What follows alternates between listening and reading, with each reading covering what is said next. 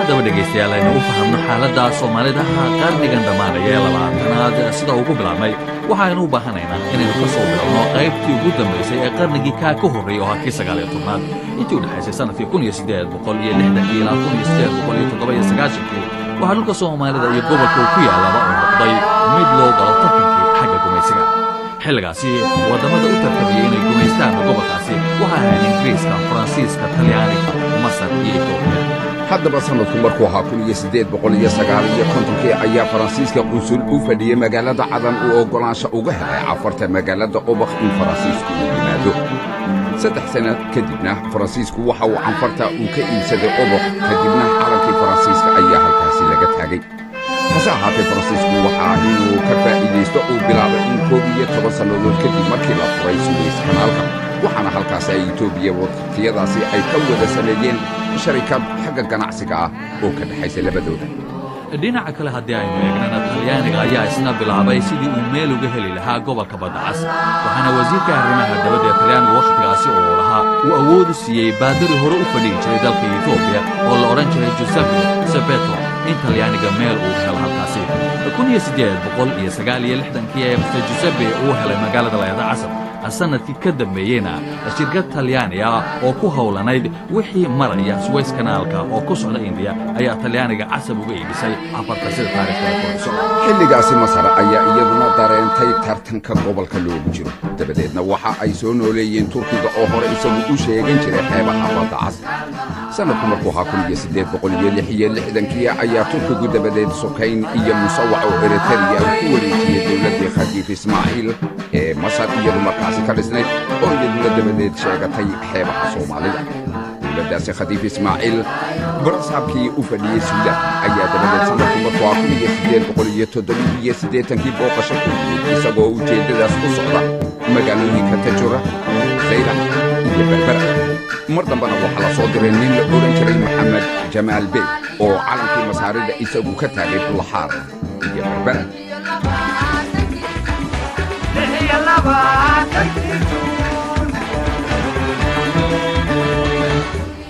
haddaba tallaabadaasi markii Masaaridu ay qaaday taasi waxa ay baraarujisay Ingiriiska oo fadhiya Cadan oo ciidamada ka fadhiya halkaas hilibka iman jiray xeebta Soomaalida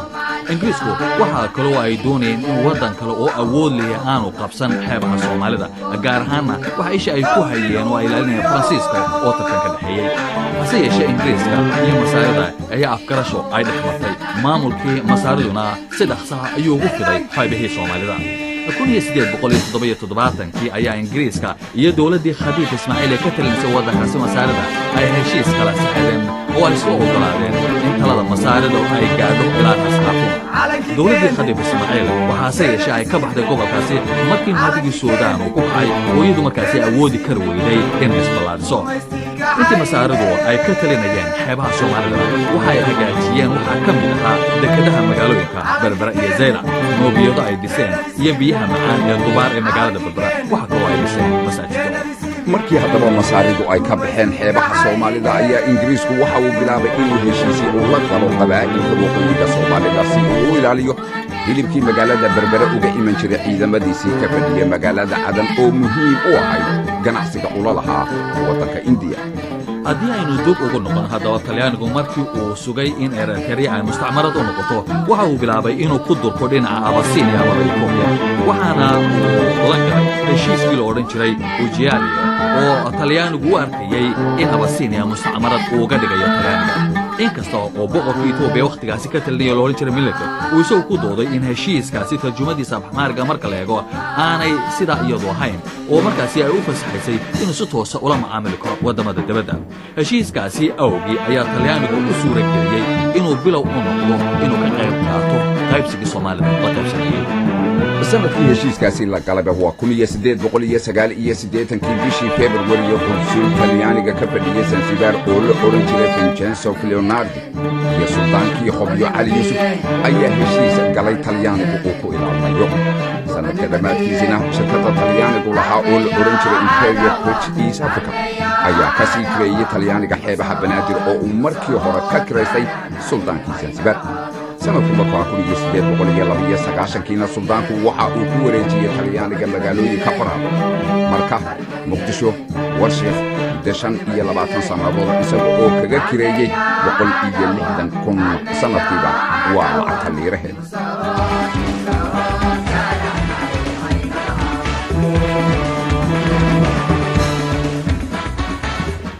haddii haddaba aynu dib ugu laabano abasiiniya amaba etoobiya markii uu arkay damcii reer yurub ayaa boqorkii etoobiya ka talinay wakhtigaasi ammaanay waxa waraaqu u qoray dalalkii awoodda lahay wakhtigaasi jiray sanadkii 1819 warqadaasi waxa uu ku yidhi etoobiya muddo 14 qarni ah ayaa waxay ahayd jasiirad ku dhex taala dad cawaana haddii waddamo meel fog ka yimi ay u yimaadeen inay afrika iyagu qaybsadaan kuma tala jiro in aan noqdo ruux daawanaya oo aan danka lahayn dagaalkii adwa ee dhex maray talyaaniga iyo etoobiya sanadkii 1896 ayaa haddaba tirtiray sheegashadii talyaanigu uu sheeganayay etoobiya inay mustacmaradu tahay dagaalkaasi oo talyaaniga laga adkaaday kadib markii talyaanigu lagu jebiyey dagaalkaasi adwa waxa uu u howlgalay sidii u sii haysan lahaa dhulkii soomaalida ee uu qabsaday nin la oran jiray major nerozani ayaa wadahadalla dhinaca talyaaniga u galay waxaana etoobiya talyaaniga ay ku khasabtay inuu yareeyo dhulkii uu sheeganayay ee ogaadeynaya dhulkaasi oo heshiis hore ingiriiska ay wada galeen sanadkii 1894 ingiriisku ugu oggolaaday sanadku markuu ha 1879 ayay etoobiya iyo ingiriisku waxay wada galeen heshiis tusmaynaya sida ay u kala leeyihiin dalka soomaalida hase ahaatee soomaalidu waxay un ogaatay waxa dhacay 30 sannadood kadib markii la isku dayey in soodinta u dhaxaysa la calaamadiyo sheekadaasi marka aynu soo gaadhno ayaynu haddaba ku soo noqon doonaa dhegaystayaal xasan yeeshee haddii aynu ku soo ogaano qarnigan dhammaaday waxa soomaalida ugu bilaabmay iyada oo la gumaysto sigaasi 20 sannadood ee qarniga ugu horreeyey halgankii ugu weynaa ee koor yimid waxa uu ahaa kii daraawiista ee uu hogaaminayay sayid maxamed cabdulla xasan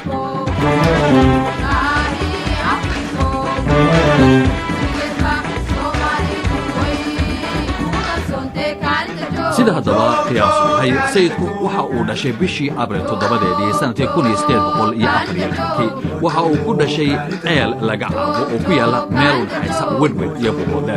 7 jir markuu ahaa ayuu quraanka barashadiisa bilaabay 19 jir markuu uu gaarayna waxa uu noqday sheekh oo loogu yeeray intii barashada cilmiga uu ku jiray sayid maxamed cabdulla xasan meelihii uu soo maray ee uu tagay waxa ka mid ahaa magaalada Harar ee dalka Ethiopia Muqdisho Suudaan iyo Maka intii uu joogay Maka waxa macallin oo noqday amaba uu ku xidhmay sayid maxamed saalax oo dariiqada saalixeeda isagu ku abtirsato sayid maxamed cabdulla xasan markii uu berbera ku soo laabtay dhulka Soomaaliland waxa ugu horeysay dariiqada qaadireeda oo Sheekh Cabdulqaadir Jiilaani uu ku sameeyay magaalada Baghdad ee waddanka Ciraaq dhulka Soomaalidana waxa hormood ka ahaa Sheekh Cabdiraxmaan Zaylaci iyo Sheekh Huways Maxamed sayid maxamed markii uu soo laabtay waxa uu isagu u watay dariiqada saalixiyada waxa uu bilaabay ololo uu ingiriiska kaga saaraya dalka isaga oo huwan dariiqadiisa saalixiyada sanadku markuu ahaa 1899 bishii abril waxa rasmi ahaan loo sheegay inuu urursaday ciidamo gaaraya ilaa 3,000 oo nin 1 September sanadku markuu ahaa 1899 waraaq uu soo diray qunsulkii ingiriiska xeebaha Soomaalida ugu qaabilsana waxa sayidku ingiriiska uu ku eedeeyay inay cadaadinayaan islaamka waxana uu cambaariyay kuwa gacanta siinayay warqadaasi waxa uu ku yidhi sayidku imika idinku kala doorta haddii aad dagaal doonaysaanna waa ogolla haddii aad nabad doonaysaanna ganax bixiya maalintaasi ayaa nin fallaaga ah loo qoray 20 sannadood oo uu dagaal kula jiray ingiriiska talyaaniga iyo etoobiya ayaa markaasi bilaabmay haddaba bal aan idinku wareejiyo aw jaamac cumar ciise oo inoo sheega sida sayidku uga baxay berbera ilaa iyo intii ay dagaalada isaga hor yimaadeen ingiriiska anigoo soo koobaya sayidku dhaqdhaqaaqii ugu horreeyey wuxuu ka bilaabay berbera sida la leeyahay maalin maalmaha ka mid ah ayaa nin baadariyey isagoo inama dhowra 5 iyo 6 dabada ka wada suuqa marinaya ayuu arkay markaasuu yidhi war waxa kan waa maxay dee waa diinteenniyoo la soo galay labada dhagax buu qaatay baa la yidhi wuxuu ku dhiftay gaalkii meeshaa joogay oo baadariga ahaa wuxuuna yidhi ilaahow maantay intaasaan awooda culamadii reer berbera hadallaa laysku jiiray oo dhowr erayo uu sheegay oo yidhi baridu waa xaaraan qaadku waa xaaraan iyo waxyaabo ka mida ayay xoogaa yarahee arrintii laysku maandhaafay markii dambena xaalkiisii magaaladii waa ku fiday oo magaalada berbera wuxuu ku noqday nin caan ah oo wax soo wada nin la ohan jiray allahu naxariistay awgaas ayaa xaalkiisii markuu eegay wuxuu yidhi walle ninkan haddaan maanta la qaban meel fog baa laga dooni waa la dacweeyey adigu markuu dareemay inaan magaalada xoogaa yarah laga jeclayn amaan wax ugu soo roobi karin waa ka baxay wuxuu sii maray dhaymoole iyo majacase oo ay ka furayd maaragtay muxuu ahaayey 2 iskuol oo baadariya oo ciyaal agoona iyo lagu ururiyey wax lagu baraayey inan buu u yeeray wuxuu yidhi adeer magacaa wuxuu yidhi john baa la yidhaahdaa waagii horena maxaa lagu ohan jiray cali sidaas ayuu usii dhaafay baa la yidhi wuxuu yidhi maanta matanay joogtaa shiikh buu sii maray suldaan nuur axmed ammaan ayuu wuxuu ugu tegey ood weyne wuxuu sii socdaba maxaa yeelay hadalka ayaan soo koobi dabadeedna qolyahaas habar yoonista xoolo badanna waa siiyeen aad iyo aad bay u kaalmeeyeen waana lays afgartay wuu ka tegey xoolihii isagoo wata wuxuu tegey meel la yidhahdo qoryo weyn oo magaalada burco koonfur bari kaga toosan halkaa ayuu ka aasaasay horey buu uga gudbay wuxuu usii gudbay xagga bariga buuhoodle iyo halkaasuu tegey adigu meeshaa markuu joogay xoogaha khilaafyo yaro baa dhacay dhowr nin oo dhulbahantaa oo garaad cali uu ka mid yahay ayaa meeshaa ku dhintay horey buu uga tegey markii halkaa u egay dad badan baa raacay adduun badan baa raacay rag iyo maaragtay xoola isagoo wata wuxuu u kacay dal ogaadeen malaha khaaqul buu ka baqay xagga maaragtay nogaasha iyo dhulbahantaa in garaad cali dilkiisii wax kaga yimaadaan wuxuu u tegey nimanka la yidhahdo maxamed subayr gurdume meesha la yidhahdo ayuu xaruntiisii ka dhigtay halkaasna muddo ayaa la wada shaqaynayey hase ahaatee xoogaa ayaa markii dambe khalal ayaa dhacay arrintuna waxay ka bilaabatay nin bahgeriya ayaa markii horeeto hore loo diday oo la ohan jiray jijiile markaasaa nin kaleeto ayaa meesha lagu dilay layidhi waa xujoobay la ohan jiray shida dhabar jilic oo xoogaa boqor ahaa goor galaba ayaa uu raggiisi intuu kaxaystay dibadda ula baxay markuu xaruntii ka baxay meel maraayey wuxuu yidhi war shida dhabar jilic jijiile ma u argalaa guraase xaaji cali ayaa la socday oo aanu markii hore arkayn hadalkii ayaa maaragtay muxuu ahaayey xoogaa magaaladii galay dadkii waa la maqlay war ninka kanu ma aha baa la yidhi nin maaragtay muxuu ahay u socda diin fidinteed iyo wax kaleeto xoogaa yarahee halkaa waa laga diday rag baa u tashaday waxay markaa dooneen nimankii maxamed subayr khaas ahaan reer cabdille inay ninkaa ka takhallusaan oo dilaan shirqool bay u sameeyeen waxay yidhahdeen sayidii intaad noo timi laguma dabaal degin waa ku dabaal degaynaa soo baxo marka balliga imow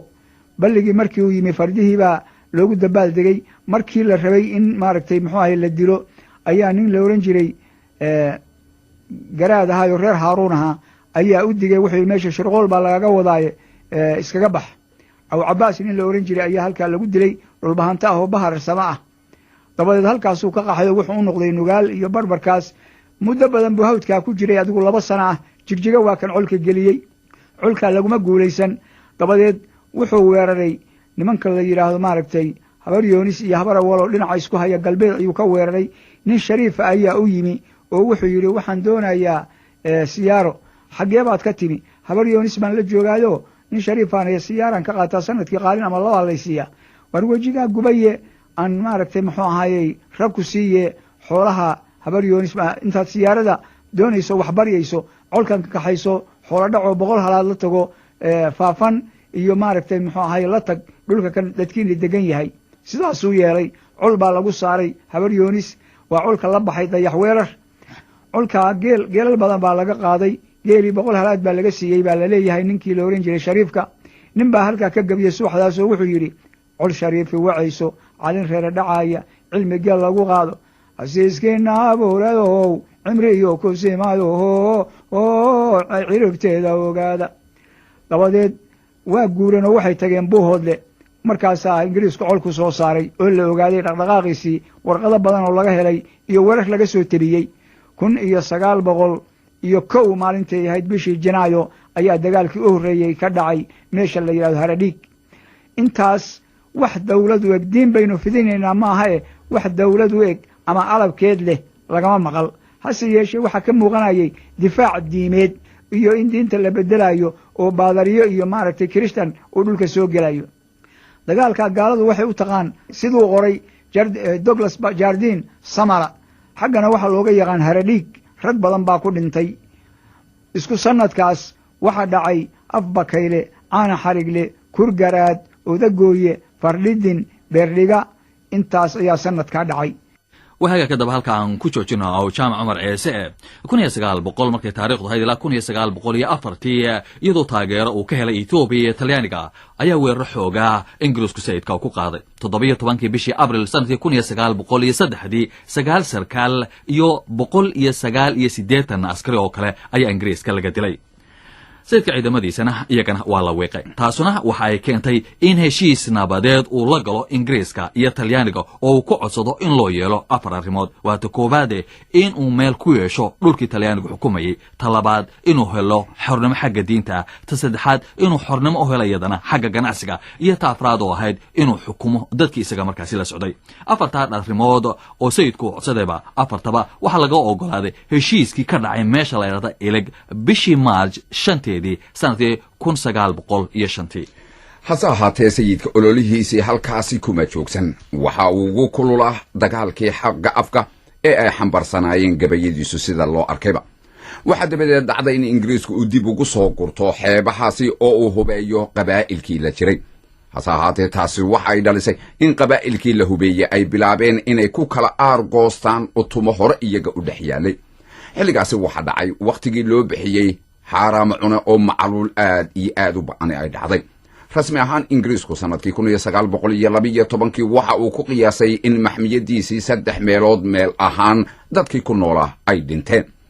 وحا كلا تقول عضي إنو سيد كي أسو حوغيستي تاسو وحا كانتي إن إنجليزكو بدل استراتيجية ديسي وحا بابو العيدة مأوهو قاملي إن كي لأورنشر ريتشارد كوفيل أو يساقو دقال لك علي سيدك bishii August sanadkii 1913 dagaalka ba'an ee ka dhacay meesha la yiraahdo Dulmadoobe oo bariga magaalada Burco ka xiga ayaa lagu dilay ninkaasi la oran jiray Richard Coffey Sayid Maxamed Cabdullah Xasan gabay dheer ayuu ka tiriyay geerida Coffey Coffey loo jiitayaan dunida joogayne adiga jidkii lagu waday jimiclaanade جهنم لقيه والآخر جهنم نمكي جنوك عي وربي جريني شلعين كواس النار تجوغي يوم مركات جنان ندي قادت sidoo ee bahay ku jirabay mari jawaabteeda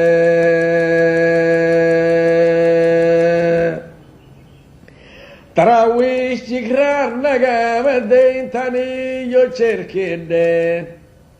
jigta weerar bay goor barqa anagu jifeeyandhe ingiriis jabyo waxaa ku dhacay jaci iyo baaruudadhe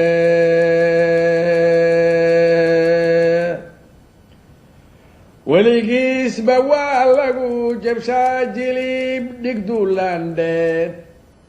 haddaan lays jigraarayn tolkay laga jilroonadhe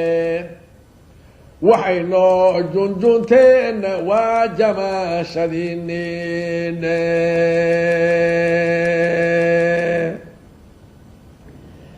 anigana jigrey ilaa helay shalay jahadkeedhe jeeniga hortiisay rasaas igaaga jiidandhe jidhaayaday ilaa dhicin jili afkoodiine وهجاك برنامجكني مكا halkaas ayaanu ku joojinaynaa waxaanu halkaa ka bilaabi doonaa marka barnaamijka qaybtiisa labaad